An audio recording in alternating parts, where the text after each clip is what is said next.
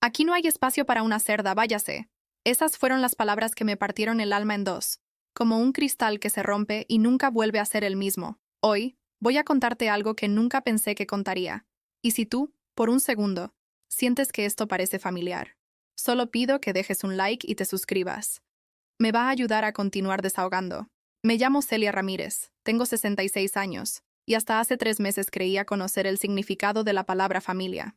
Vivía en una casa modesta pero acogedora en las afueras de Guadalajara, en el barrio de Tlaquepaque, donde el aroma de las tortillas recién hechas se mezcla cada mañana con el canto de los gallos del vecino. La casa tenía paredes de adobe pintadas de amarillo claro, un pequeño jardín con nopales y bugambilias que yo misma planté hace años, y un patio central donde Gabriel, mi único hijo, solía jugar cuando era niño. Esa mañana del 15 de septiembre, justo después del funeral de Gabriel, me desperté con los ojos hinchados de tanto llorar. Todavía llevaba puesto el vestido negro que había comprado en el tianguis para despedir a mi hijo, mi único tesoro en este mundo. Las flores del velorio aún decoraban la sala, gladiolos blancos y crisantemos amarillos que olían a despedida definitiva. Claudia, mi nuera, apareció en la cocina donde yo preparaba café de olla, como siempre hacía para tranquilizarme en los momentos difíciles. El aroma de canela y piloncillo llenaba el aire, pero su presencia lo envenenó todo. Celia, me dijo con una frialdad que me heló la sangre. Tenemos que hablar. Llevaba una blusa blanca perfectamente planchada y unos jeans ajustados. Su cabello castaño estaba recogido en una coleta alta, sin un solo cabello fuera de lugar. A sus 32 años, Claudia siempre se veía impecable, como si cada día fuera una sesión de fotos. Yo, en cambio, me sentía pequeña y arrugada en mi vestido negro deslavado, con mis manos temblorosas y mi cabello gris recogido en un chongo despeinado. ¿Qué necesitas, mija?, le pregunté, usando el término cariñoso que ella odiaba, pero que yo no podía evitar. Después de 5 años de matrimonio con Gabriel, todavía esperaba que algún día me viera como la madre que nunca tuvo. Sus ojos verdes, que antes me parecían bonitos, ahora brillaban con una dureza que me asustó. Esto no va a funcionar, dijo señalando hacia toda la casa con un gesto despectivo. Mis hijos necesitan estabilidad. No cargar con esto. ¿Con qué, Claudia?, pregunté, aunque algo dentro de mí ya sabía la respuesta. Con usted, con su presencia depresiva, con sus lloriqueos, con sus quejas constantes. Gabriel ya no está para protegerla, y yo no voy a hacerme cargo de una vieja que no puede ni cuidarse sola. Sentí como si me hubieran dado una cachetada. Mis manos empezaron a temblar tanto que la taza de café que sostenía comenzó a hacer ruido contra el plato. Claudia, esta es mi casa. Yo ayudé a Gabriel a dar el enganche, yo pinté estas paredes, yo planté el jardín. Mi voz se quebró. Se rió. Una risa cruel que nunca le había escuchado antes. ¿Su casa? Todo está a nombre de Gabriel, y Gabriel era mi esposo. Ahora todo me pertenece a mí y a mis hijos. Usted aquí no tiene nada. Fue entonces cuando dijo las palabras que me perseguirían cada noche. Aquí no hay espacio para una cerda. Váyase antes de que llame a la policía. Me quedé paralizada. El café se derramó sobre mi vestido negro, manchándolo con una mancha café que parecía sangre seca. Mis nietos, Sofía de 8 años y Diego de 6, aparecieron en la puerta de la cocina. Los había cuidado desde bebés. Les había cantado las mismas canciones que le cantaba a Gabriel. Les había enseñado a hacer tortillas y a rezar el rosario. Mami, ¿por qué la abuela está llorando?, preguntó Sofía con su vocecita dulce. Porque se tiene que ir, mi amor. La abuela está muy enferma y necesita estar en un lugar especial donde la cuiden, le mintió Claudia, acariciándole el cabello con una ternura que nunca había mostrado conmigo. ¿Cuándo va a regresar?, preguntó Diego, corriendo hacia mí para abrazarme. Claudia lo jaló del brazo, alejándolo de mí. La abuela no va a regresar, mijito. Pero no te preocupes. Vamos a estar mejor solo nosotros 3. Mis nietos me miraron con confusión. Diego comenzó a llorar, y Sofía se escondió detrás de las piernas de su madre. En sus ojos vi algo que me destrozó. Miedo. Miedo de mí. Claudia había logrado que mis propios nietos me vieran como una extraña. Me dirigí lentamente a mi cuarto, el mismo donde había dormido durante los últimos 10 años, desde que Gabriel me invitó a vivir con ellos después de que vendí mi casita para ayudarlos con los gastos de la boda. Las paredes estaban llenas de fotografías. Gabriel de bebé en mis brazos, su primera comunión, su graduación de la preparatoria, su boda con Claudia donde yo aparecía sonriendo al fondo, sin saber que esa mujer algún día me convertiría en su enemiga. Guardé mis pocas pertenencias en una bolsa de plástico del Soriana. 3 vestidos, mi rosario de perlas rosas que me regaló mi madre antes de morir, mis medicamentos para la presión y una fotografía donde aparezco con Gabriel el día que cumplió 30 años. En esa foto, él me abraza por detrás mientras soplo las velas de un pastel que yo misma le hice. Sus ojos brillan de amor genuino, del amor que un hijo siente por la madre que lo sacrificó todo por él. Cuando salí de la recámara, Claudia estaba parada en la puerta principal, sosteniendo mis llaves en una mano y señalando hacia la calle con la otra. Ya váyase. Y ni se le ocurra regresar o llamo a la policía y les digo que está acosando a mis hijos. El sol de septiembre pegaba fuerte en mi cara mientras caminaba por las calles empedradas de Tlaquepaque, cargando mi bolsa como si fuera una limosnera. Los vecinos que me habían conocido durante años me veían pasar, pero nadie me detuvo para preguntar qué pasaba. Algunos inclusive voltearon la cara, como si mi desgracia fuera contagiosa. Me senté en una banca del parque donde Gabriel aprendió a andar en bicicleta. Los árboles de jacaranda dejaban caer sus flores moradas sobre mi vestido manchado de café. Cerré los ojos y recordé el día que traje a Gabriel aquí por primera vez. Tenía 3 años y me decía, «Mami, nunca me voy a casar porque me voy a quedar contigo para siempre». Qué mentira tan dulce resultó ser esa promesa. ¿Cómo había llegado hasta aquí? ¿En qué momento la mujer que había dedicado toda su vida a ser madre, abuela, protectora y cuidadora, se había convertido en una cerda que tenía que ser echada de su propio hogar? La respuesta: la conocería muy pronto, y sería más dolorosa de lo que jamás imaginé. Esa primera noche la pasé en la estación de autobuses de Guadalajara, sentada en una banca de metal frío que se me clavaba en la espalda. El lugar olía a diésel y a tacos de canasta fríos. Escuchaba el ir y venir de los pasajeros que tenían a dónde ir, mientras yo no tenía ni un peso en la bolsa ni un techo bajo el cual refugiarme. Una señora que vendía café de máquina me miró con lástima y me regaló un vasito de cartón con un líquido amargo que sabía a agua sucia, pero que al menos me calentó las manos entumidas por el frío de la madrugada. Sus ojos arrugados me recordaron a los de mi propia madre, y por un momento pensé en todos los sacrificios que había hecho por Gabriel. Sacrificios que Claudia había borrado de la historia como si nunca hubieran existido. Me acordé del día que Gabriel cumplió 16 años. Yo trabajaba limpiando casas en las colonias ricas de Zapopan, ganando 300 pesos a la semana. Mis rodillas ya me dolían de tanto tallar pisos ajenos, y mis manos estaban agrietadas por los químicos de limpieza. Pero cuando Gabriel me dijo que quería una bicicleta de montaña como la de su amigo Ricardo, no lo pensé 2 veces. Durante 6 meses ahorré cada peso. Dejé de comprar carne y comíamos solo frijoles con tortillas. Remendé mi única falda negra de trabajo hasta que parecía un mapa de parches. Dejé de tomar el autobús y caminé 2 horas diarias bajo el sol inclemente de Jalisco para ahorrar los 12 pesos del pasaje. El día de su cumpleaños, vi la cara de Gabriel iluminarse cuando destapó la bicicleta roja que había escondido en casa de mi comadre Esperanza. Se subió inmediatamente y gritó: «¡Eres la mejor mamá del mundo! ¡Te amo! ¡Te amo!», mientras pedaleaba por todo el patio, esquivando las macetas de geranios y el tendedero donde colgaba la ropa lavada a mano. Esa noche, mientras él dormía abrazado a su nueva bicicleta como si fuera un tesoro, yo me quedé despierta calculando cómo haríamos para comer el resto del mes. Pero verlo feliz valía cada sacrificio, cada dolor de espalda, cada comida que yo me salté para que él pudiera cenar. Años después, cuando Gabriel estudió odontología, yo vendí los pocos anillos de oro que me había dejado mi madre. Eran lo único de valor que tenía, las únicas joyas que guardaba para una emergencia, pero su educación era más importante que cualquier metal precioso. Trabajé doble turno limpiando la clínica donde ahora él trabajaría como dentista, tallando los mismos pisos por donde él caminaría con su bata blanca, orgulloso de ser profesionista.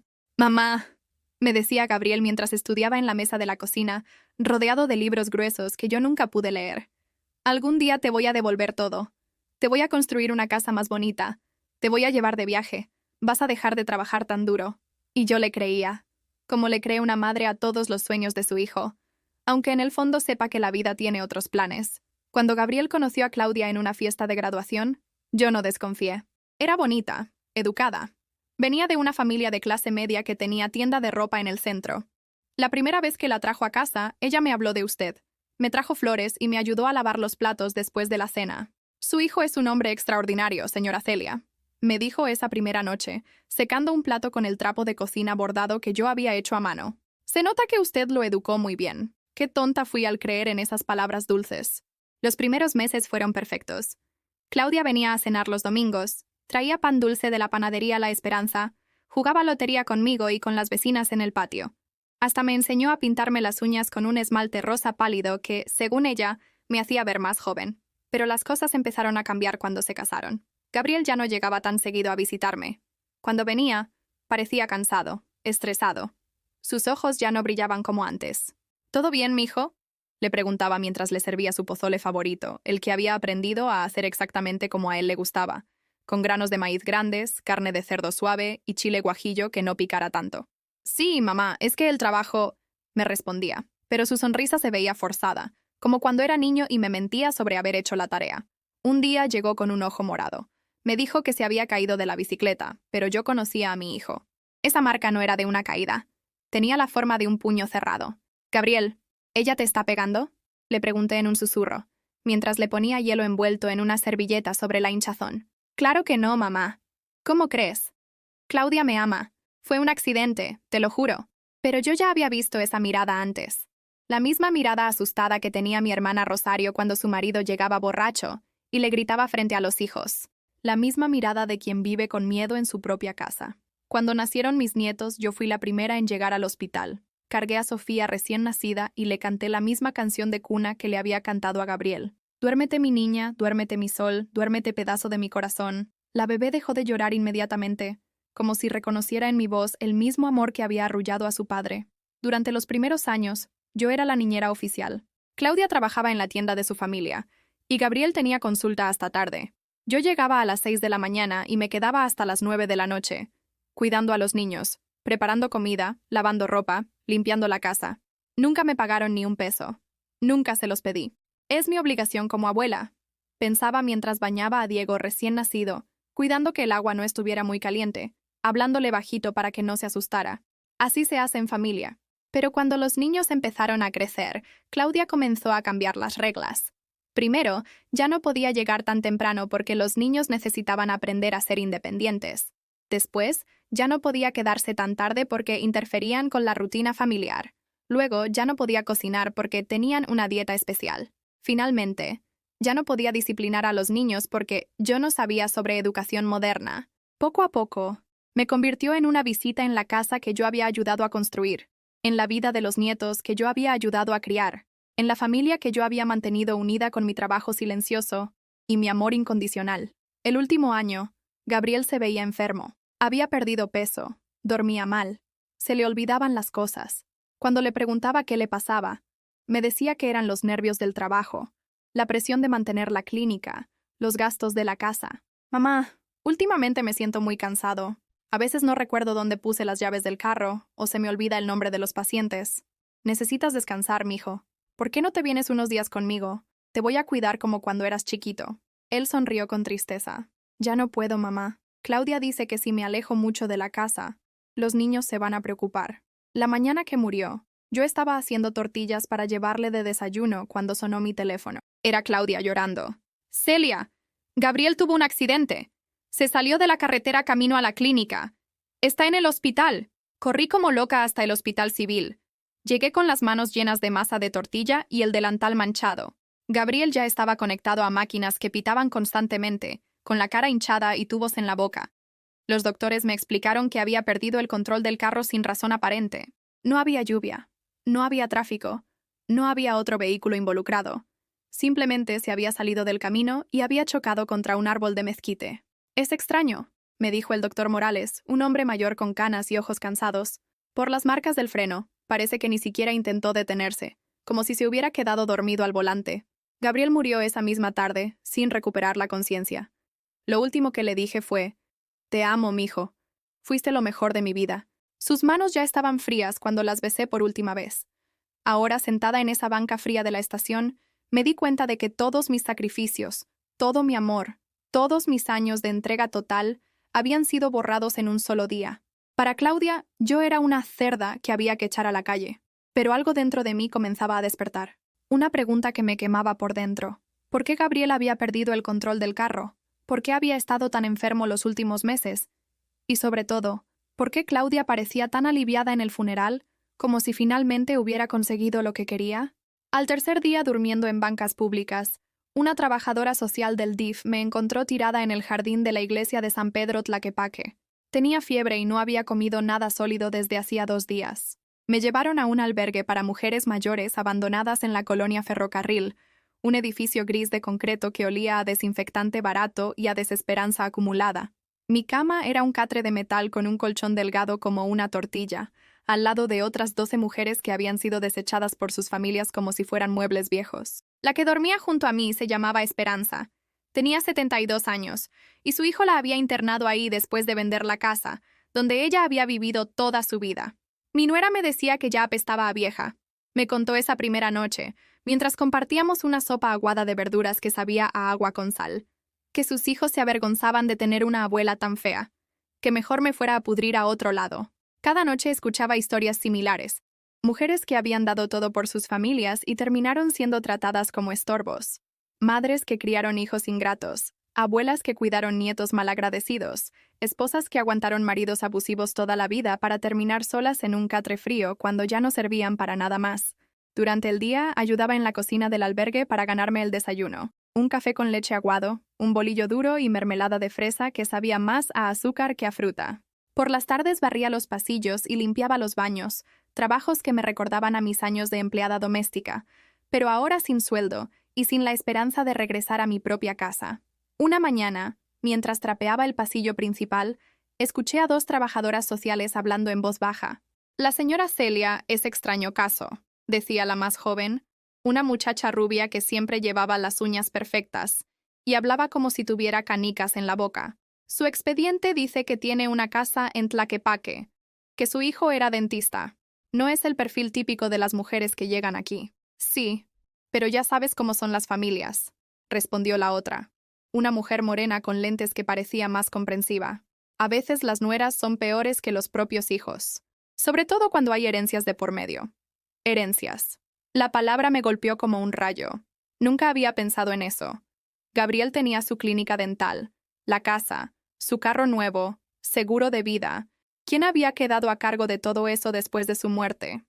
Esa tarde, en lugar de tomar mi siesta en el catre incómodo, caminé hasta el centro de Tlaquepaque.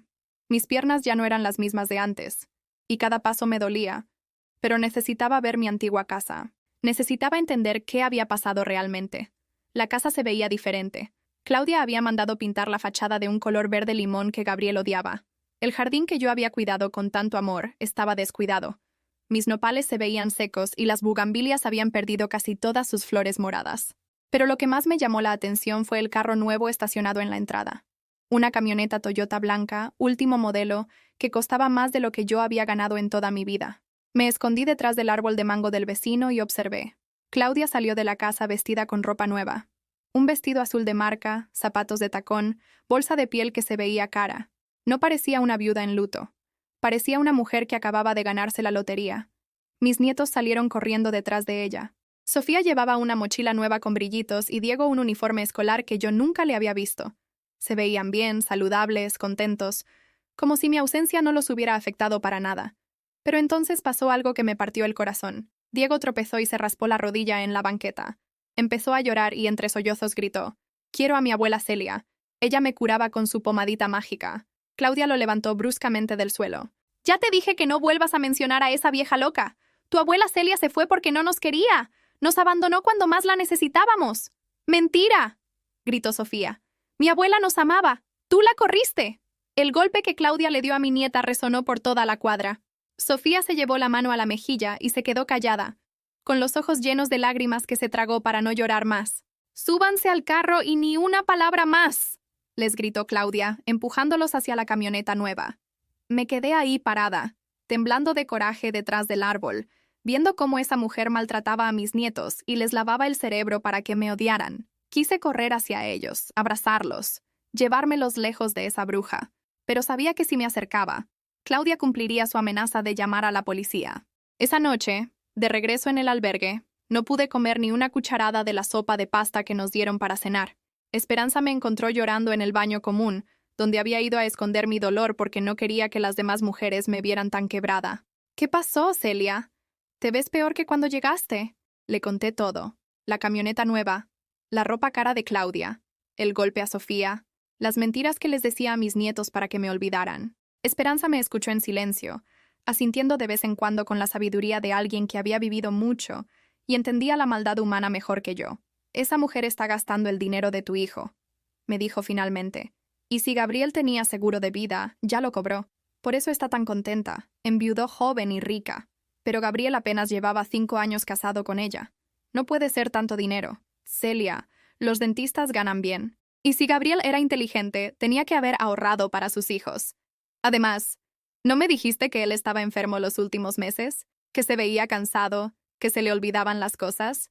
Asentí, recordando las veces que Gabriel había llegado a visitarme con los ojos vidriosos, hablando lento, como si estuviera tomando algún medicamento fuerte. Mira, yo no soy doctora, continuó Esperanza. Pero mi difunto esposo era farmacéutico. Hay medicinas que si las mezclas con alcohol o las das en dosis altas, pueden provocar que una persona se desvanezca, incluso mientras maneja. Sus palabras me cayeron como agua helada. ¿Estaba insinuando que Claudia había tenido algo que ver con el accidente de Gabriel? Pero ella también perdió a su esposo. También sufrió. Esperanza se rió con amargura. ¿Sufrir? ¿Viste cara de sufrimiento cuando la espiaste hoy? Esa mujer no está de luto, Celia. Está de celebración. 2 semanas después, mientras barría la entrada del albergue, una mujer elegante se acercó a mí. Llevaba un traje sastre gris, maletín de piel y lentes de sol caros. Parecía abogada o doctora, alguien importante. ¿Usted es la señora Celia Ramírez?, me preguntó con voz educada pero directa. Sí, señora. ¿En qué le puedo ayudar? Soy Leticia Solares, abogada. Su hijo Gabriel vino a verme hace 6 meses. Me pidió que la buscara si algo le pasaba. Se me cayó la escoba de las manos. Gabriel había visitado a una abogada antes de morir. ¿Por qué? ¿Qué había sospechado? No entiendo, licenciada. Gabriel nunca me dijo nada sobre abogados. Él no quería preocuparla, pero tenía miedo de que su esposa tratara de quedarse con todo si él moría. Por eso hizo un testamento secreto. La palabra testamento me sonó como música celestial. Gabriel había pensado en mí hasta el final. Había tratado de protegerme. ¿Qué decía ese testamento? Que si algo le pasaba, usted heredaría la casa y la mitad de sus ahorros, y que quería que sus hijos tuvieran una relación con su abuela, sin importar lo que dijera su madre. Sentí como si hubiera resucitado. Gabriel no me había abandonado. Gabriel había tratado de cuidarme desde la tumba. Pero hay un problema, señora Celia, continuó la abogada. Claudia presentó otro testamento, uno donde dice que Gabriel cambió de opinión una semana antes de morir y le dejó todo a ella. ¿Eso es posible? Legalmente sí, pero algo no me cuadra. La firma se ve diferente, y Gabriel tenía mucho cuidado con los documentos legales. Creo que ese segundo testamento es falso. Por primera vez en semanas, sentí una chispa de esperanza encenderse en mi pecho. Si ese testamento era falso, significaba que Claudia me había robado todo. Significaba que mis nietos tenían derecho a conocer la verdad. Significaba que tal vez, después de todo, la justicia existía. ¿Qué necesito hacer, licenciada? Primero, salir de este lugar. Necesita tener una dirección fija para iniciar el proceso legal. Segundo, conseguir dinero para los honorarios. Mi esperanza se desplomó como un globo pinchado. No tenía dinero, no tenía casa, no tenía nada. Leticia debió notar mi desesperanza porque me puso la mano en el hombro. Tranquila, acepto trabajar por un porcentaje de lo que recuperemos. Si ganamos, me paga. Si perdemos, no me debe nada. Esa noche dormí mejor que en semanas. Por primera vez desde que Claudia me había echado a la calle, tenía algo más poderoso que la tristeza. Tenía esperanza. Y algo me decía que la batalla apenas estaba comenzando. Leticia me ayudó a conseguir un cuarto de renta en una vecindad cerca del Mercado San Juan de Dios. Era pequeño, húmedo, y compartía baño con otras 5 familias, pero tenía algo que el albergue no me daba: privacidad y una dirección real para iniciar el proceso legal contra Claudia. La primera semana en mi nuevo hogar fue extraña. Después de tantos años viviendo rodeada de familia, el silencio se sentía como un fantasma que me seguía por todos lados. Pero también era liberador. Nadie me decía a qué hora acostarme, qué comer o si podía ver la televisión. Leticia había contratado a un investigador privado llamado Manuel Herrera, un hombre serio de unos 50 años que había trabajado en la policía judicial antes de abrir su propia agencia. Sus primeros hallazgos me dejaron helada. Señora Celia, me dijo una tarde en su oficina pequeña pero ordenada, mientras fumaba un cigarro que llenaba el aire de humo espeso. Su nuera no es quien usted cree que es. Manuel puso sobre el escritorio una carpeta amarilla llena de documentos y fotografías. Claudia Morales no es su verdadero nombre. Se llama Claudia Patricia Mendoza Ruiz y tiene antecedentes penales por fraude y falsificación de documentos. Estuvo casada 2 veces antes que con su hijo. Sentí que la sangre se me iba a los pies. ¿Cómo es posible? Gabriel me la presentó como una mujer decente, de familia trabajadora. Su primer esposo se llamaba Raúl Vázquez. Tenía un taller mecánico en Tonalá. Murió de un ataque al corazón a los 35 años, sin antecedentes cardíacos. Ella cobró un seguro de vida de 2 millones de pesos. Manuel me mostró una fotografía de periódico, donde aparecía Claudia, pero con el cabello rubio y más delgada, llorando en el funeral de un hombre joven. Su segundo esposo fue Armando Castillo, contador público. Murió en un accidente doméstico. Se cayó por las escaleras de su casa. También tenía seguro de vida, 3 millones de pesos. ¡Dios santo!, susurré, tapándome la boca con las manos temblorosas. Y ahora su hijo Gabriel, dentista. Accidente automovilístico. Seguro de vida de 5 millones de pesos, más la clínica, la casa y sus ahorros. Los números danzaban frente a mis ojos. Claudia había cobrado 10 millones de pesos por la muerte de 3 esposos. 3 hombres jóvenes y saludables que habían muerto en circunstancias extrañas después de casarse con ella. ¿Cree usted que ella...? No puedo probarlo todavía, señora. Pero 3 viudeces antes de los 35 años no es normal. Y hay más. Cada vez que se casaba, cambiaba ligeramente su nombre y ocultaba su pasado. Gabriel nunca supo que había estado casada antes. Esa noche no pude dormir. Me quedé despierta en mi catre, mirando al techo agrietado de mi cuarto, preguntándome cómo había sido tan ciega. Las señales estaban ahí, la forma fría como Claudia trataba a Gabriel los últimos meses, su prisa por deshacerse de mí después del funeral, su alegría disfrazada de luto. Mi hijo había sido asesinado, y yo había estado viviendo bajo el mismo techo que su asesina. Al día siguiente, Leticia me citó en su oficina para explicarme el plan legal. Vamos a impugnar el segundo testamento por falsificación, pero también vamos a demandar que se investigue la muerte de Gabriel. Si podemos probar que fue homicidio, Claudia perdería todos los derechos como heredera. Pero ¿cómo vamos a probar que lo mató? Manuel está investigando los detalles del accidente. También va a revisar los historiales médicos de Gabriel de los últimos meses. Si Claudia lo estaba envenenando lentamente, tiene que haber rastros. 2 semanas después decidimos dar el primer golpe legal. Leticia presentó una demanda formal impugnando el testamento falso. Al día siguiente, un actuario llegó a la casa de Claudia para notificarle oficialmente que estaba siendo demandada por fraude y usurpación de bienes. No estuve ahí, pero Manuel había puesto a un contacto suyo a vigilar la reacción de Claudia. Me contó que había gritado como loca, había roto platos en el patio y había llamado por teléfono a alguien diciéndole: «Ya empezó la vieja cabrona, necesito que hagas tu parte». Esa tarde recibí la primera reacción familiar. Sofía, mi nieta de 8 años, apareció en la puerta de mi cuartito. Estaba sola, con los ojos rojos de tanto llorar y el uniforme de la escuela arrugado. «Abuela, ¿por qué mi mamá dice que nos vas a quitar la casa?», me preguntó con su vocecita quebrada. Me arrodillé para quedar a su altura y la abracé como no había podido hacerlo en meses. Olía a champú de manzana y a inocencia perdida. «Mi amor, yo no les voy a quitar nada. Esa casa también era de tu papá, y tu papá quería que yo viviera ahí para cuidarte a ti y a Diego. Pero mi mamá dice que eres mala, que quieres robarnos el dinero para irte a vivir con otros viejitos». Las mentiras de Claudia me dolieron más que cualquier insulto directo. «Sofía, mírame a los ojos. ¿Yo alguna vez te hice daño? ¿Alguna vez fui mala contigo? No, abuela. Tú me enseñaste a hacer tortillas y me cantabas cuando tenía pesadillas. Entonces ya sabes quién dice la verdad y quién miente». La niña se quedó conmigo 1 hora, contándome que Claudia había empezado a salir con un hombre llamado Ricardo, que Diego lloraba por las noches preguntando dónde estaba yo, y que ella tenía miedo porque su mamá gritaba mucho y a veces no llegaba a dormir. Cuando Sofía se fue, supe que tenía que acelerar el proceso legal. Mis nietos estaban sufriendo, y cada día que pasara bajo el control de esa mujer sería más daño psicológico para ellos. 3 días después, Claudia apareció en mi vecindad, acompañada de 2 hombres que parecían matones. Uno era alto y moreno, con tatuajes en los brazos y una cicatriz en la mejilla. El otro era más bajo pero corpulento, con la mirada fría de quien había hecho cosas malas por dinero. «¡Celia! ¡Sal de ahí, pinche vieja metiche!», gritó desde el patio común, despertando a todos los vecinos. Salí de mi cuarto temblando, pero decidida a no mostrar miedo. «¿Qué quieres, Claudia? Quiero que dejes de inventar mentiras sobre mí. Gabriel me dejó todo porque me amaba a mí, no a una vieja amargada como tú». Los vecinos se asomaron por las ventanas y puertas. Doña Esperanza, que vivía en el cuarto de al lado, salió con una escoba en la mano, lista para defenderme. «Si Gabriel te hubiera amado tanto, no habría hecho un testamento secreto protegiéndome a mí», le grité de vuelta, sorprendiéndome de mi propia valentía. Claudia se puso pálida. Era la primera vez que yo mencionaba el testamento secreto.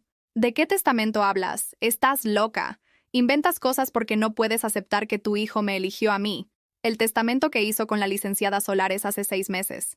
El testamento donde dice que si algo le pasaba yo heredaría la casa. Uno de los matones se acercó amenazadoramente. Señora, mejor déjese de problemas. No conviene andar inventando cosas. Doña Esperanza se interpuso entre él y yo, blandiendo la escoba como si fuera una espada. En esta vecindad no se meten con las mujeres mayores. Lárguense antes de que llame a mis sobrinos. Claudia se dio cuenta de que la situación se le estaba saliendo de control. Los vecinos empezaban a salir de sus cuartos, y algunos hombres jóvenes se acercaban con cara de no estar dispuestos a tolerar abusos. ¡Ah! ¡Esto no se va a quedar así, Celia!, gritó mientras se alejaba. ¡Te vas a arrepentir de meterte conmigo! ¡No sabes con quién te estás metiendo! ¡Yo tampoco soy la misma de antes!, le grité de vuelta. ¡Ya no soy la viejita que se dejaba pisotear! ¡Ahora sé quién eres realmente! Esa noche, doña Esperanza me preparó té de manzanilla y nos quedamos platicando hasta tarde. «Esa mujer está desesperada», me dijo mientras tejía un suéter para su nieto. «La gente desesperada comete errores. Y cuando cometa el error que la delate, tú vas a estar lista para atraparlo. Tengo miedo, Esperanza. No por mí, sino por mis nietos. No sé de qué sea capaz. Por eso mismo tienes que ganar esta batalla, Celia. No solo por ti, sino por esos niños. Ellos necesitan saber la verdad sobre su padre, y necesitan alejarse de esa mujer antes de que les haga daño». Tenía razón. Ya no se trataba solo de recuperar mi herencia o mi lugar en la familia. Se trataba de salvar a mis nietos de una mujer que había matado a 3 hombres y que podría ser capaz de cualquier cosa para proteger sus secretos. La guerra había comenzado oficialmente, y por primera vez en mi vida, yo no iba a retroceder. La primera victoria legal llegó 3 semanas después, cuando el juez ordenó congelar todas las cuentas bancarias de Claudia hasta que se resolviera el caso del testamento. Leticia me llamó esa mañana mientras yo desayunaba un café con pan dulce en el puesto de Doña Carmen, frente al mercado. «Celia, tengo buenas noticias. El perito caligráfico confirmó que la firma del segundo testamento es falsa. Claudia va a tener que devolver todo lo que se robó». Sentí como si me hubieran quitado un peso de 100 kilos de los hombros. Por primera vez en meses. Sonreí de verdad. No esa sonrisa forzada que había aprendido a usar para que la gente no me preguntara qué me pasaba. ¿Eso significa que puedo regresar a mi casa? Todavía no. Primero tenemos que esperar la orden judicial. Pero ya está en proceso. Y hay más. El investigador forense revisó los análisis de sangre de Gabriel del día del accidente. Tenía benzodiazepinas en el sistema. ¿Qué es eso? Pastillas para dormir. En dosis altas pueden causar somnolencia extrema, pérdida de coordinación, desmayos. Gabriel tenía una concentración en sangre suficiente para noquearlo mientras manejaba. El café se me volvió amargo en la boca. Mi hijo había muerto drogado, probablemente sin saber lo que le estaba pasando. Imaginé sus últimos momentos, confundido, asustado, perdiendo el control del volante mientras el árbol de mezquite se acercaba cada vez más. ¿Claudia sabía que Gabriel tomaba esas pastillas? Gabriel nunca había tenido receta para benzodiazepinas. Alguien se las dio sin que él lo supiera. Y adivina quién tenía acceso a su comida y bebidas todos los días. Esa tarde decidí hacer algo que no había hecho en años. Caminar por Guadalajara sin rumbo fijo, sin prisa, sin tener que cuidar a nadie más que a mí misma. Recorrí las calles del centro histórico. Admiré la catedral con sus torres gemelas que se alzaban hacia el cielo como brazos pidiendo justicia. Me senté en la plaza de armas, a ver pasar a la gente. Una pareja de jóvenes enamorados compartía elotes con chile y limón en una banca cercana. Un abuelo enseñaba a su nieto a volar un papalote que bailaba contra las nubes blancas del atardecer. Una familia completa posaba para fotos frente a la fuente, sonriendo como si fuera el mejor día de sus vidas. Por primera vez en décadas, no sentí envidia de esas familias perfectas. Sentí algo extraño y nuevo, paz. La paz de saber que ya no tenía que fingir felicidad. Ya no tenía que agradar a nadie. Ya no tenía que pedir perdón por existir. Compré un helado de limón de un vendedor ambulante, un lujo que no me había dado desde los tiempos en que Gabriel era niño y yo ahorraba cada peso. El sabor agridulce me supo a libertad, a segundas oportunidades, a la posibilidad de ser Celia Ramírez antes de ser la mamá de Gabriel o la suegra de Claudia. Esa noche dormí profundamente por primera vez desde el funeral. No soñé con Gabriel pidiendo ayuda. No soñé con Claudia insultándome. No soñé con mis nietos llorando. Soñé con mi madre que había muerto hacía 15 años diciéndome, Mija, ya era hora de que te defendieras. Estoy orgullosa de ti. Al despertar encontré un sobre que habían deslizado por debajo de mi puerta. Adentro había una foto de mis nietos jugando en el patio de la casa, con una nota escrita a mano por Sofía. Abuela, te extrañamos. Diego pregunta cuándo vas a venir a hacer tortillas otra vez. Mami dice que nunca, pero yo sé que mientes. Te amo. P. D. Mami tiene novio nuevo, y él duerme en el cuarto de papá. La nota me dio fuerzas renovadas. Mis nietos me necesitaban, pero más que eso, yo tenía derecho a estar en sus vidas. Era su abuela, la única conexión que les quedaba con su padre muerto. Esa mañana fui al banco donde Gabriel había tenido su cuenta principal. La gerente, una mujer madura y profesional llamada Linda Vázquez, me recibió en su oficina privada después de que Leticia le explicara la situación legal. Señora Ramírez, lamento mucho su pérdida. Su hijo era un cliente muy apreciado aquí. Gracias, licenciada. Quisiera saber si puedo tener acceso a los estados de cuenta de Gabriel de los últimos meses. Linda revisó algunos documentos en su computadora, frunciendo el ceño con concentración. Según nuestros registros, la señora Claudia retiró todos los fondos 3 días después del funeral. Eran casi 2 millones de pesos en ahorros, más lo que había en la cuenta corriente. ¿Y a todo? ¿No dejó nada para los niños? Aparentemente no. También cerró la cuenta de depósito a plazo fijo que su hijo tenía para la educación universitaria de sus hijos. Esa cuenta tenía 800,000 pesos más. Me quedé sin palabras. Claudia no solo había matado a Gabriel, sino que también le había robado el futuro a sus propios hijos. ¿Hay alguna forma de rastrear a dónde fue ese dinero? Con una orden judicial, sí. Pero puedo decirle que la señora Claudia abrió cuentas en otros 2 bancos la semana pasada, y según tengo entendido, compró una camioneta nueva y está buscando casa en una colonia más exclusiva. Claudia estaba dilapidando la herencia de mis nietos como si fuera dinero encontrado en la calle, planificando una vida nueva con el producto de su crimen. Esa tarde, Manuel me citó en un café cerca del Mercado Libertad. Tenía información nueva que, según me dijo por teléfono, cambiaría todo el caso. Señora Celia, encontré al hombre con quien Claudia está saliendo. Se llama Ricardo Sánchez, tiene 40 años y es su cómplice. ¿Su cómplice en qué? Ricardo estuvo presente en las muertes de los 2 esposos anteriores de Claudia.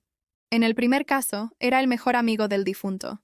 En el segundo, era el contador de la empresa donde trabajaba la víctima. Siempre aparece cerca cuando Claudia necesita testigos o coartadas. Manuel puso sobre la mesa una serie de fotografías donde aparecían Claudia y Ricardo, juntos en diferentes lugares: restaurantes, hoteles, centros comerciales. En todas las fotos se veían cómodos, íntimos, como una pareja que llevaba años junta. ¿Desde cuándo están juntos? Según mis fuentes, desde hace por lo menos 2 años, mientras estaba casada con su hijo. La traición se sintió como un puñal en el estómago. Gabriel había muerto creyendo que su esposa lo amaba, sin saber que ella tenía un amante que probablemente había participado en su asesinato. Hay más, continuó Manuel. Ricardo tiene antecedentes por estafa y asociación delictuosa. Estuvo preso 3 años por defraudar a ancianos con falsos seguros de vida. ¿Cuál es el plan ahora? Vamos a seguirlos, documentar todo, grabar conversaciones si es posible. Necesitamos evidencia directa de que planificaron el asesinato de Gabriel. Esa noche, sola en mi cuartito, me preparé un té de manzanilla y me senté en la única silla que tenía para reflexionar sobre todo lo que había cambiado en mi vida. 3 meses atrás era una mujer quebrada, humillada, echada a la calle como un perro sarnoso. Ahora era una mujer con propósito, con abogados, con investigadores trabajando para hacer justicia. Por primera vez en décadas, no estaba cocinando para alguien más, no estaba lavando ropa ajena, no estaba cuidando nietos o atendiendo a un marido inexistente. Estaba cuidándome a mí misma, luchando por mis derechos, defendiendo mi dignidad. Me miré en el espejo roto que colgaba de la pared. Mi cara se veía diferente, más delgada por las preocupaciones, pero también más fuerte. Mis ojos ya no tenían esa mirada derrotada de víctima eterna. Ahora brillaban con algo que había perdido hacía años: determinación. Escribí en un cuaderno viejo las cosas que quería hacer cuando recuperara mi casa: plantar nuevas flores en el jardín, pintar las paredes del color que yo quisiera, cocinar mis comidas favoritas sin tener que preguntarle a nadie si les gustaban, invitar a mis nietos a hacer tortillas y contarles historias verdaderas sobre su padre. Pero sobre todo, quería enseñarles que las abuelas no son muebles viejos que se tiran cuando estorban. Somos mujeres con historia, con sabiduría, con derechos, y que cuando nos lastiman, sabemos defendernos. El teléfono sonó cerca de las 10 de la noche. Era Diego, mi nieto de 6 años, llorando. «Abuela, tengo miedo. Mami y su novio se están gritando. Él le pegó y ella está sangrando». ¿Dónde está Sofía? Se escondió conmigo en el closet. Abuela, ¿puedes venir por nosotros? Por un momento, todos mis instintos maternales gritaron que corriera a rescatar a mis nietos, pero luego recordé las palabras de Leticia. Cualquier movimiento en falso podría arruinar el caso legal. Mi amor, escúchame bien. ¿Hay algún teléfono cerca de donde están? Sí, el de la recámara. Llama al 911 y di que necesitan ayuda porque hay violencia en tu casa. Di tu dirección completa. ¿La recuerdas? Sí, abuela. Después de llamar, quédense escondidos hasta que llegue la policía. Yo voy para allá, pero no puedo entrar hasta que ellos lleguen primero. ¿Entiendes? Sí, abuela, te amo. Yo también te amo, mi cielo.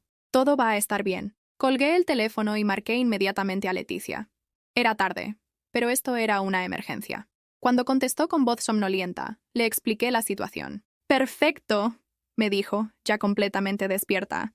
«Si Ricardo está golpeando a Claudia frente a los niños, podemos pedir custodia temporal inmediata por peligro físico y emocional. Vamos para allá». Mientras esperaba a que Leticia pasara por mí, me arreglé rápidamente y guardé algunos dulces en mi bolsa para mis nietos. Por primera vez en meses, iba a verlos no como una abuela rogando por amor, sino como su protectora legal, respaldada por la justicia. La guerra estaba cambiando de rumbo, y yo ya no era la misma mujer indefensa que había sido echada a la calle como una cerda. Ahora era una abuela que sabía pelear. Cuando llegamos a la casa esa noche, las patrullas ya estaban ahí con las torretas encendidas, iluminando toda la cuadra con luces rojas y azules que despertaron a todos los vecinos. Los paramédicos atendían a Claudia en la banqueta. Tenía un ojo morado y sangre seca en el labio. Ricardo estaba esposado dentro de una patrulla, gritándole a los policías que todo había sido un malentendido. Mis nietos corrieron hacia mí en cuanto me vieron bajar del auto de Leticia. Diego se aferró a mis piernas como si fuera un salvavidas, y Sofía me abrazó por la cintura sollozando descontroladamente. «Abuela, tenía tanto miedo», me susurró Sofía entre lágrimas. «Pensé que él iba a lastimarnos a nosotros también. Ya pasó, mi amor. Ya estoy aquí. Nadie les va a hacer daño». El comandante Morales, un hombre mayor, con bigote canoso y mirada comprensiva, se acercó a nosotros después de tomar las declaraciones iniciales. «¿Usted es la abuela de los menores?» «Sí, comandante. Soy Celia Ramírez. Los niños van a necesitar quedarse con un familiar esta noche mientras procesamos el reporte. La madre está siendo trasladada al hospital para revisión médica, y el agresor va detenido». Leticia se adelantó, mostrando sus credenciales. «Comandante, soy la abogada de la señora Ramírez. Tenemos una demanda en proceso contra la madre de los menores por fraude, y ahora con este incidente de violencia doméstica, solicitaremos custodia temporal inmediata». «Perfecto. Por el momento los niños pueden irse con la abuela. Mañana tendrán que presentarse en el Ministerio Público para ampliar la denuncia». Esa noche, por primera vez en meses, mis nietos durmieron conmigo.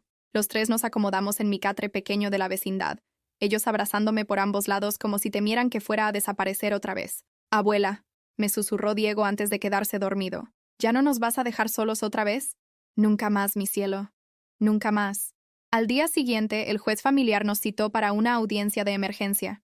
Claudia apareció con la cara hinchada, lentes oscuros para ocultar los moretones, y un abogado nuevo que parecía más preocupado por cobrar sus honorarios que por defender su caso. «Su señoría», argumentó su abogado, un hombre joven con traje mal planchado y nerviosismo evidente. «Mi clienta fue víctima de violencia doméstica. No puede ser castigada por ser agredida». Leticia se levantó con la elegancia de quien había ganado cientos de casos similares.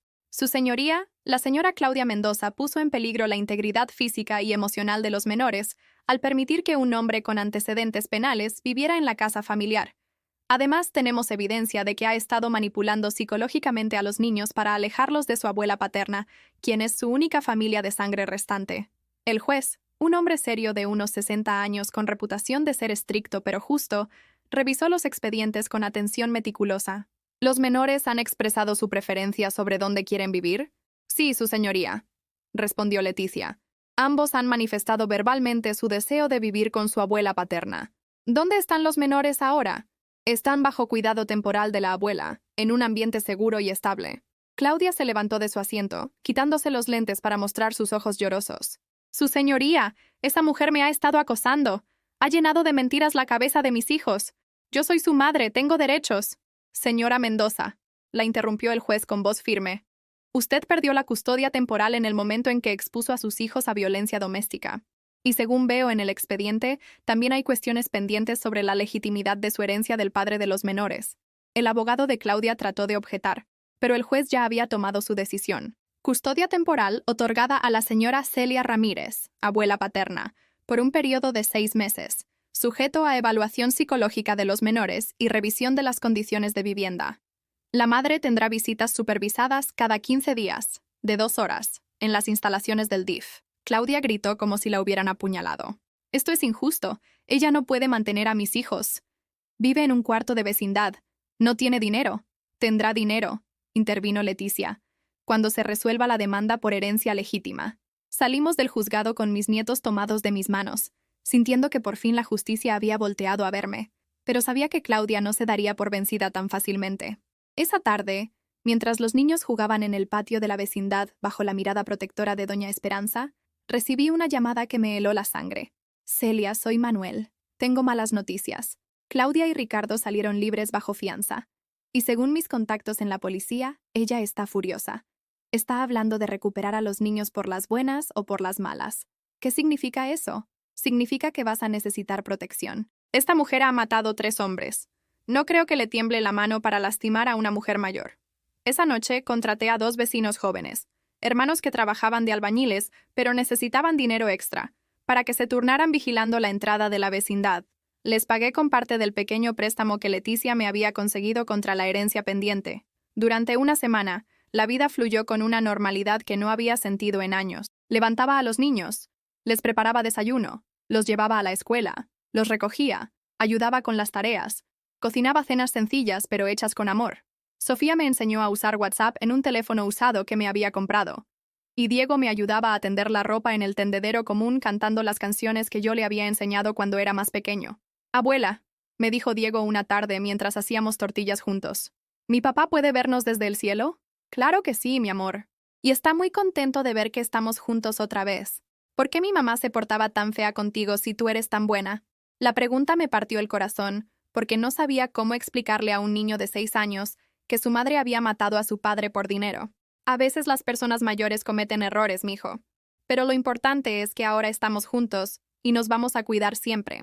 El viernes por la noche, cuando ya había acostado a los niños y estaba lavando los trastes de la cena, escuché gritos y ruido de motores en el patio. Salí a ver qué pasaba y encontré a Claudia parada en medio del patio común, rodeada de 5 hombres que parecían sicarios.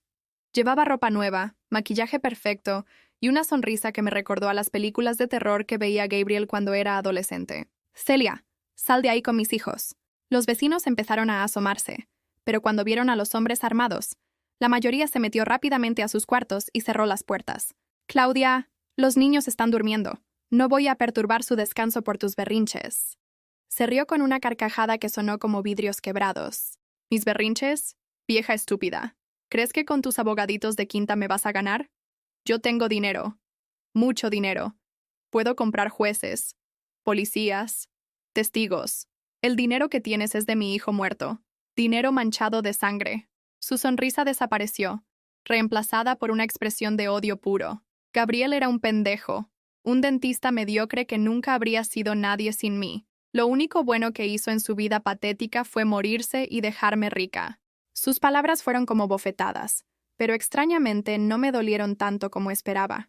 Esta mujer había mostrado su verdadero rostro, y ya no tenía poder sobre mí. Por eso lo mataste, porque sabías que él valía más muerto que vivo para ti. «¡Pruébalo!», gritó acercándose más. «¡Prueba que lo maté! No tienes nada, solo sospechas de una vieja loca». Fue entonces cuando saqué mi teléfono del bolsillo del mandil. Durante toda la conversación había estado grabando. «Tengo todo lo que acabo de decir. Tu confesión de que mi hijo era más valioso muerto. Tus insultos hacia él. Tu admisión de que tienes mucho dinero de origen dudoso». La cara de Claudia se puso pálida como papel. «Dame ese teléfono», le ordenó a uno de sus sicarios. Pero antes de que el hombre pudiera acercarse, las sirenas de las patrullas llenaron el aire. Manuel había estado vigilando desde su auto en la esquina y había llamado a la policía en cuanto vio llegar a Claudia con los hombres armados. «¡Esto no ha terminado!», me gritó mientras corría hacia su camioneta. «Vas a pagar por meterte conmigo. Te voy a quitar todo. A los niños, la casa, todo. Ya no le tengo miedo a tus amenazas». Le grité de vuelta. «Ya no soy la mujer asustada que echaste a la calle. Ahora sé pelear. Cuando las patrullas se fueron persiguiendo la camioneta de Claudia, los vecinos salieron de sus cuartos para asegurarse de que estuviéramos bien. Doña Esperanza me abrazó con fuerza. Celia, esa mujer está loca. Va a volver. Lo sé. Pero ya no me va a encontrar indefensa.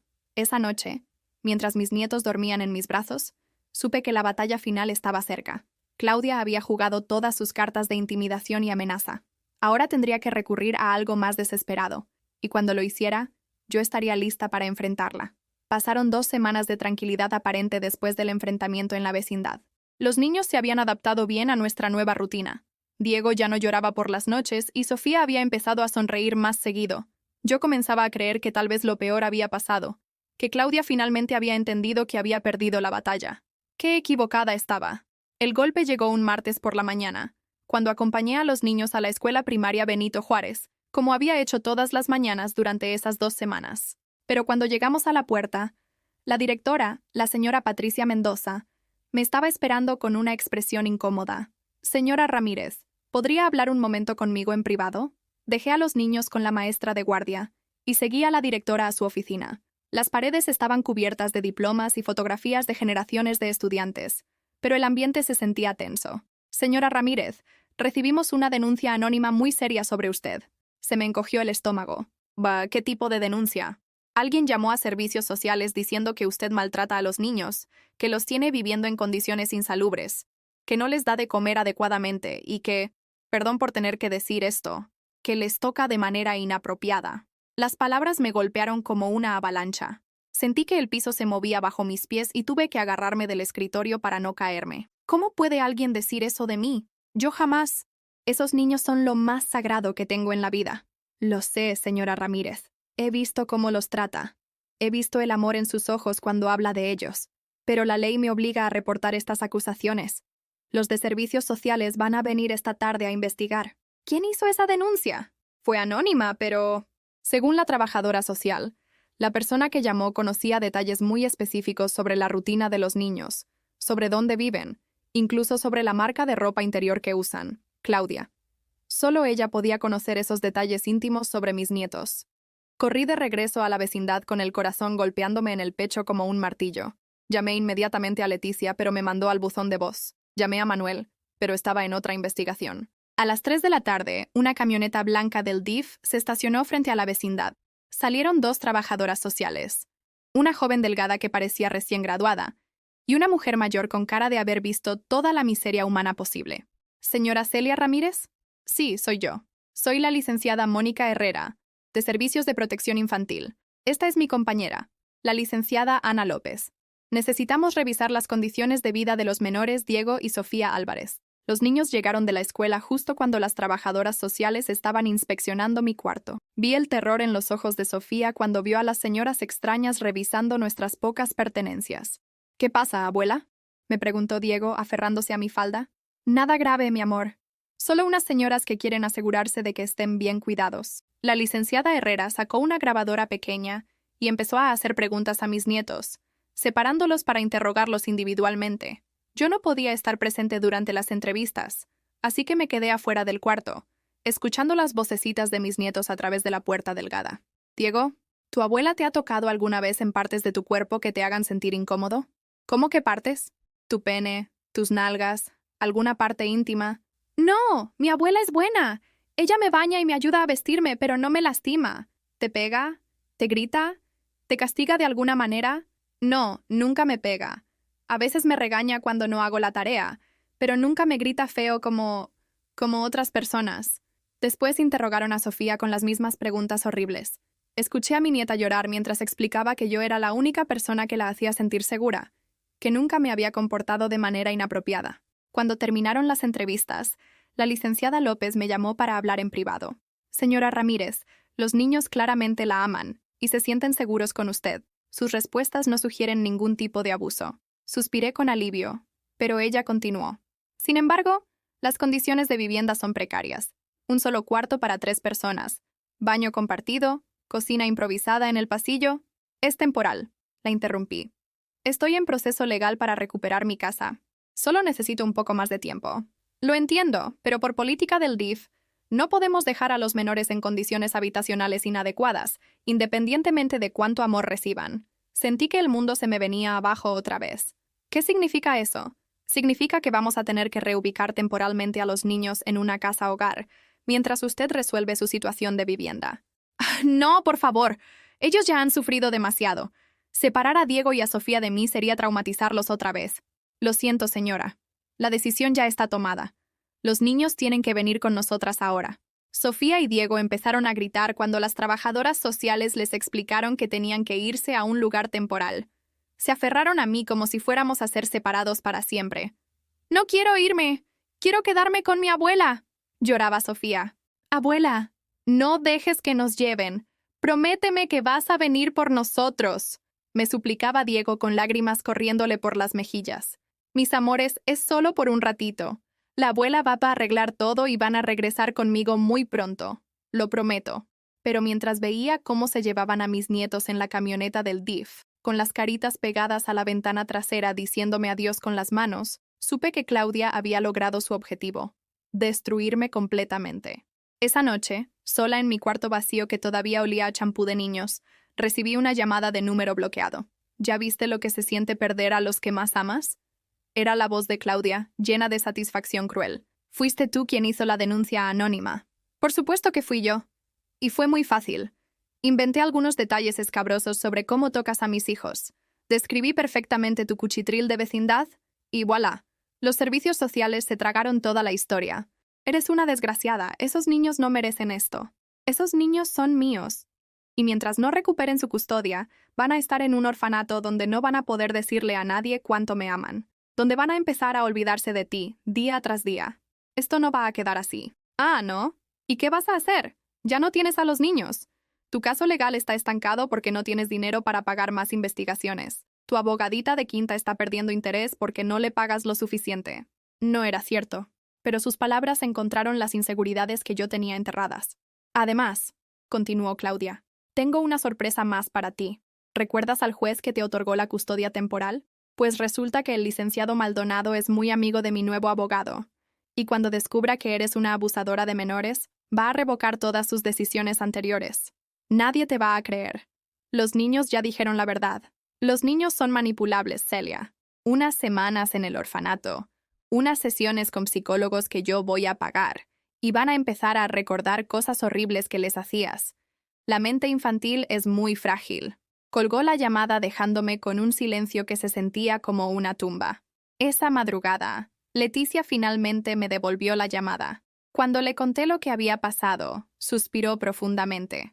«Celia, esto es muy grave. Una acusación de abuso sexual infantil puede destruir completamente nuestro caso, incluso si es falsa. ¿Qué podemos hacer? Necesitamos contraatacar rápido. Voy a pedir una investigación sobre quién hizo la denuncia anónima. Si podemos probar que fue Claudia, podemos acusarla de hacer una denuncia falsa. ¿Y mientras tanto? Mientras tanto, necesitas conseguir una vivienda digna. Es la única manera de que te regresen a los niños». Después de colgar, me quedé despierta hasta el amanecer, staring at the ceiling de mi cuarto vacío. Por primera vez desde que había comenzado esta batalla, me sentí verdaderamente derrotada. Claudia había encontrado mi punto más vulnerable, mi amor por mis nietos, y lo había usado como un arma para destruirme. Pero entonces recordé las palabras de mi madre. «Mija, cuando te tumben, levántate más fuerte. Cuando te lastimen, cúrate y regresa a pelear. Porque las mujeres de nuestra familia no se rinden nunca». Me levanté del catre, me lavé la cara con agua fría y marqué el número de Manuel. «Manuel, necesito que investigues todo sobre la vida de Claudia en los últimos 6 meses. Todo. Dónde ha estado, con quién se junta, qué hace con el dinero. Necesito encontrar algo que la destruya antes de que ella termine de destruirme a mí. ¿Estás segura, Celia? Esto va a costar dinero que no tienes». «Estoy segura». Claudia cometió un error. Se confió, se sintió ganadora, y los ganadores cometen errores. Vamos a encontrar ese error, y la vamos a hacer pagar por todo. Por primera vez en días, sonreí. Claudia había jugado su carta más sucia, pero el juego todavía no había terminado, y yo estaba lejos de darme por vencida. La investigación de Manuel tardó 3 semanas en dar frutos, pero cuando llegaron los resultados, fueron devastadores para Claudia. Me citó en su oficina un viernes por la tarde, con una sonrisa que no había visto desde que comenzó todo este proceso. «Celia, siéntate. Tengo el regalo de Navidad más temprano de tu vida. Puso sobre el escritorio una caja llena de fotografías, documentos y grabaciones de audio. Tu nuera cometió el error más grande de su carrera criminal. Se enamoró de verdad. ¿De Ricardo? No, Ricardo es solo su cómplice de negocios. Se enamoró de un empresario textilero llamado Alejandro Vázquez, de 50 años, viudo, millonario, con 3 hijos adolescentes. Manuel me mostró fotografías donde aparecían Claudia y un hombre elegante de cabello canoso cenando en restaurantes caros, besándose en el estacionamiento de hoteles de lujo, comprando joyas en tiendas exclusivas de Zapopan. Alejandro no sabe nada del pasado de Claudia. Para él, ella es una viuda joven y doliente, que perdió trágicamente a su esposo en un accidente. ¿Qué tiene que ver esto con recuperar a mis nietos? Todo. Resulta que Claudia está tan obsesionada con atrapar a su nuevo millonario que ha estado descuidando todos los demás frentes, y cometió varios errores fatales. Manuel puso un sobre amarillo sobre la mesa. Primero, encontré el recibo del hotel donde Claudia y Ricardo se reunieron la noche antes del accidente de Gabriel. Pagaron por 3 horas y pidieron servicio de farmacia.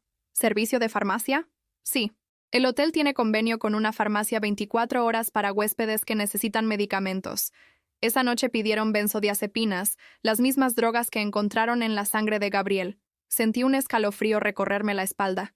Segundo, continuó Manuel, Claudia ha estado gastando el dinero de Gabriel como si fuera agua. En 3 meses dilapidó casi todo. El carro nuevo, ropa cara, joyas, viajes a Puerto Vallarta con su nuevo galán. Pero lo más importante, le prestó 2 millones de pesos a Ricardo para un negocio fantasma que nunca existió. ¿Cómo sabes eso? Porque Ricardo tiene un hermano que trabaja en el banco. El hermano estaba preocupado por las transacciones extrañas y me contactó. Ricardo está gastando ese dinero en drogas y apuestas. Ya perdió todo. Y el tercero, Manuel sonrió como un depredador que ha encontrado a su presa. El tercero es el mejor. Claudia le mintió a Alejandro sobre los niños. Le dijo que sus hijos habían muerto en el mismo accidente que Gabriel, para que él no tuviera que lidiar con bagajes familiares.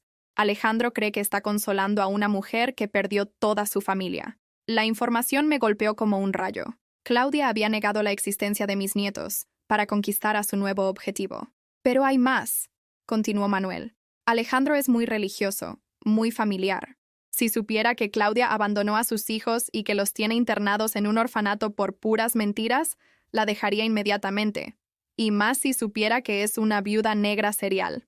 2 días después, Leticia organizó una reunión que cambiaría todo para siempre. En su oficina estaban presentes el fiscal del Ministerio Público, el director de Servicios Sociales, el comandante Morales y, sorprendentemente, Alejandro Vázquez. Señor Vázquez, comenzó Leticia, le agradecemos su presencia. Sabemos que esto debe ser muy difícil para usted. Alejandro era un hombre distinguido, con ojos tristes y porte elegante. Se veía devastado, como alguien que acababa de descubrir que su mundo era una mentira.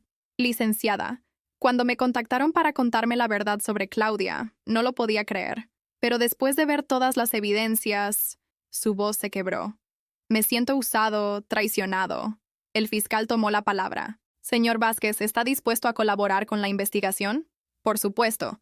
Esa mujer no solo me engañó a mí, está lastimando a 2 niños inocentes que deberían estar con su abuela. ¿Qué necesitan que haga? Leticia le explicó el plan.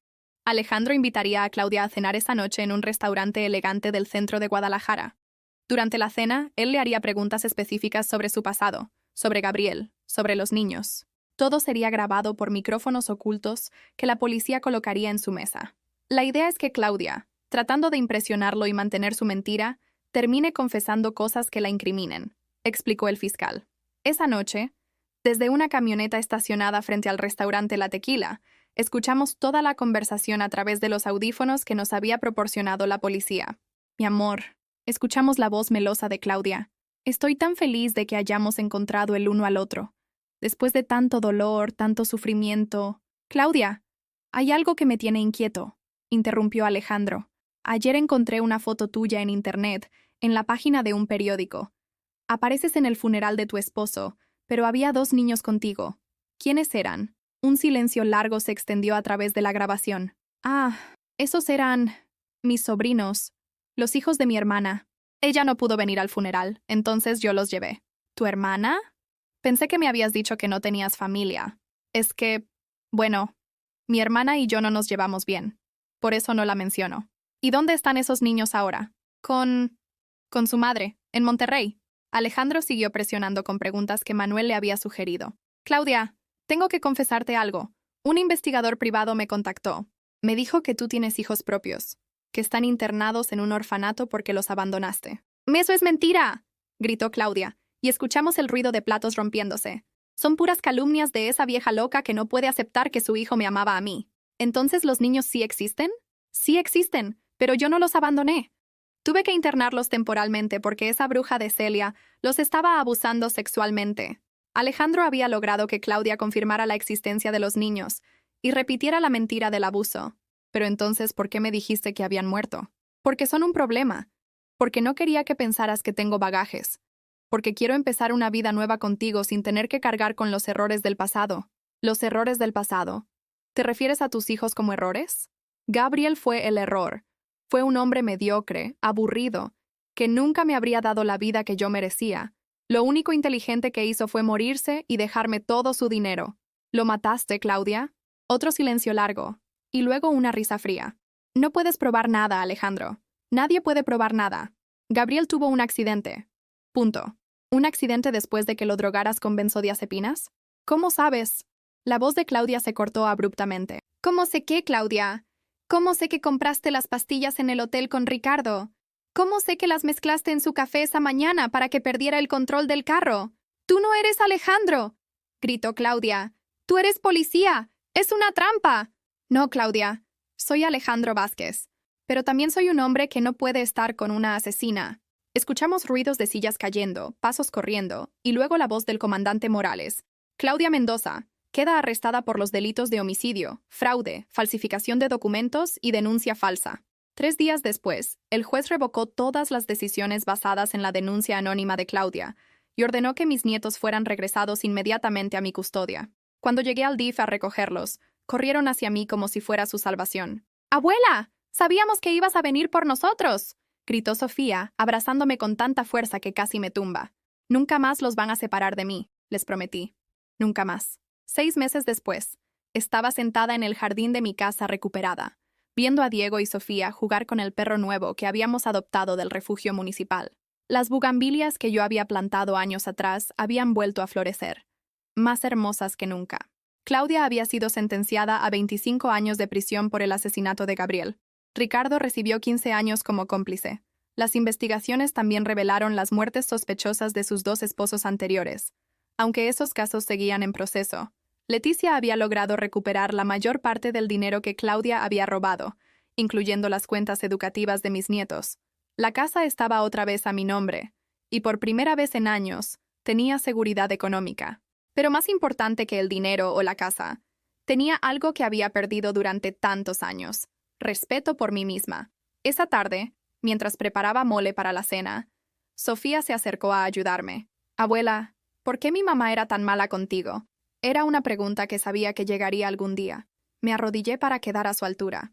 Mi amor, a veces las personas hacen cosas malas porque tienen miedo, o porque quieren cosas que no les pertenecen. Pero lo importante es que nunca dejemos que las personas malas nos quiten nuestra bondad.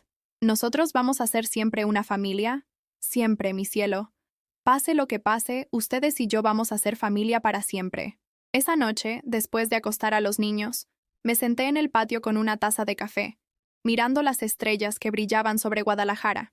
Pensé en todo el camino recorrido, desde ser echada como una cerda hasta recuperar mi dignidad, mi hogar y mi familia.